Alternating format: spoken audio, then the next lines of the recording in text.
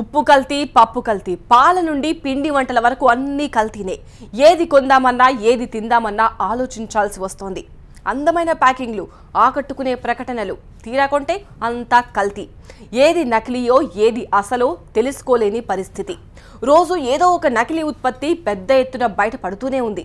తాజాగా అల్లం వెల్లుల్లి పేస్ట్ తయారు చేస్తూ ఓ ముఠా అడ్డంగా దొరికిపోయింది. ప్రస్తుతం కల్తీకారం నడుస్తోంది. ఎక్కడ చూసినా కల్తీయే. నూనె, నెయ్యి, కారం, కందిపప్పు ఏది కొందామన్నా భయమేస్తోంది. దాడులు చేసే కొద్దీ భారీగా నకిలీ డంపులు బయట పడుతూనే ఉన్నాయి. ఇప్పుడు తాజాగా అల్లం వెల్లుల్లి పేస్ట్. హైదరాబాద్ లాలాగూడ ప్రాంతంలో గుట్టుచప్పుడు కాకుండా అల్లం వెల్లుల్లి పేస్ట్ తయారవుతోంది. ఎంతో కాలంగా ఇక్కడ అల్లం వెల్లుల్లి పేస్ట్ తయారవుతున్నా అది నకిలీదని ఎవరూ గుర్తించలేకపోయారు. అయితే పక్కా సమాచారం అందుకున్న పోలీసులు ఈ కేంద్రంపై దాడులు చేసి గుట్టు రట్టు చేశారు. భారీగా నిల్వ చేసిన అల్లం వెల్లుల్లి పేస్టును స్వాధీనం చేసుకున్నారు. నిందితులను అదుపులోకి తీసుకుని విచారిస్తున్నారు. లాలాగూడలోని ఈ ఇరుకు గల్లీలో ఉన్న ఇంట్లోనే నకిలీ అల్లం వెల్లుల్లి పేస్టును తయారు చేస్తున్నారు. ఇదంతా 2 నెంబర్ దందానే.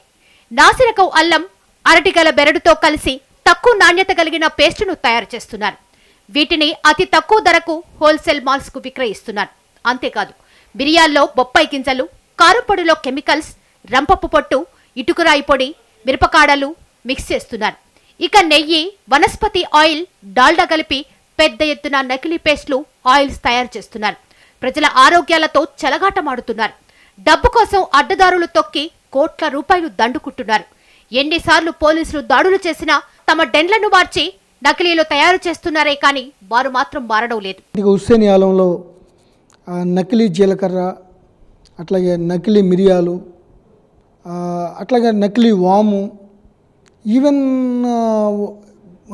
నకిలీ కారం, నకిలీ వెల్లుల్లి, అల్లం పేస్టు, దాంతోపాటు కాస్మెటిక్స్ ఏదైతే షాంపూలు కానీ సోప్స్ కానీ ఇవి కూడా ఓన్లీ బ్రాండెడ్ కవర్స్ తొడిగేసి ఇవన్నీ నకిలీ ఇవన్నీ తయారు చేస్తున్నారు. దీనివల్ల ఎక్కువ కెమికల్స్ వాడటం వల్ల ఇటు మనకి శారీరకంగా కానీ లేకపోతే ఇంటర్నల్ ఫిజియలాజికల్ సిస్టమ్స్ అన్నీ దెబ్బతింటున్నాయి. సో ఏషియన్ పెయింట్స్కి వాడే లెడ్ ఆక్సైడు, రెడ్ ఆక్సైడు, కిటికీ సువ్వలకి వేసే పెయింటింగ్స్ ఇవన్నీ కూడా ఆహార పదార్థాలకు వేసి కలర్ రావడానికి కోసం వేయడం వల్ల విపరీతమైన chronic disorders, digestive disorders, carcinogenic ఆస్పెక్ట్స్లో కూడా ఇబ్బంది అవుతుంది. నకిలీ తయారీ కేంద్రాలపై దాడులు చేసి నిందితులను పట్టుకున్నా వారికి సరైన శిక్షలు మాత్రం పడ్డం లేదు. ఆహార పానీయాలు కల్తీ చేసే వారికి ఐపీసీ 272, 273 సెక్షన్ల కింద కేసులు నమోదవుతున్నాయి. ఈ సెక్షన్ల ప్రకారం వారికి పడే శిక్షలు చాలా తక్కువ. దీంతో తక్కువ కాలంలోనే వారు బయటకొచ్చి మళ్లీ ఇదే దందాను కొనసాగిస్తున్నారు.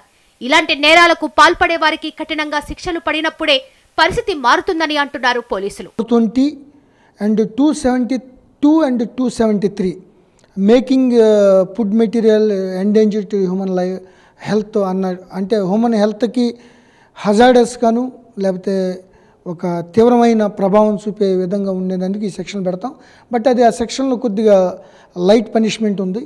ఈ 420 మీద ఎక్కువ పెట్టి 2-3 సార్లు రిపీటెడ్గా ఉండి ప్రజలకి ఎక్కువ ప్రజల మీద ఈ ప్రభావం చూపిస్తే వాళ్ళని పీడీ యాక్ట్ కూడా పెట్టడానికి మేము ప్రయత్నం చేస్తున్నాం.